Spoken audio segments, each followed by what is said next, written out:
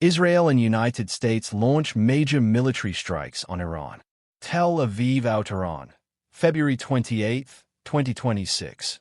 In a dramatic escalation of Middle East tensions, Israel announced that it had launched a preemptive military attack against Iran early Saturday, with coordination and participation from the United States military, according to senior officials and media reports. The operation, described by Israeli authorities as aimed at neutralizing perceived threats from Iran's nuclear and missile programs, signals the most significant direct confrontation between Iran and Israel, with U.S. involvement, in decades. Explosions rocked Tehran. Multiple explosions were reported across Tehran, including in the city's downtown and near the offices associated with Iran's supreme leader, Ayatollah Ali Khamenei. Thick smoke was seen rising over the capital shortly after the strikes began. Iranian state media acknowledged the blasts, though details on casualties and precise targets remain unconfirmed. Iranian authorities shut down national airspace and mobile phone services in response to the unfolding situation. Israel declares state of emergency.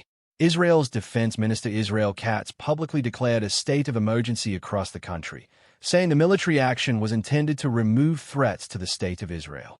Sirens sounded nationwide, and cellular alerts warned civilians to take shelter in protected areas. In conjunction with the offensive, Israel closed its civilian airspace and hospitals in major cities such as Tel Aviv and Haifa, moved some operations underground to prepare for potential retaliatory attacks. U.S. involvement and major combat operations. The White House confirmed U.S. participation in the strikes, with President Donald Trump announcing that American forces had begun what he described as major combat operations in support of the Israeli offensive. This marked a stark U.S. shift from ongoing diplomatic negotiations to direct military engagement. Iran vows retaliation. In Tehran, Iranian officials warned of a crushing response to what they called aggression by Israel and its allies. State broadcasting networks reported that Iran's leadership was preparing to strike back and that U.S. military bases and assets in the region could be targeted as part of any retaliatory action. Reports also emerged of explosions and air defense activity in northern Israel, suggesting that Iranian missile and drone forces may have launched counterattacks toward Israeli territory. Diplomatic background and fallout.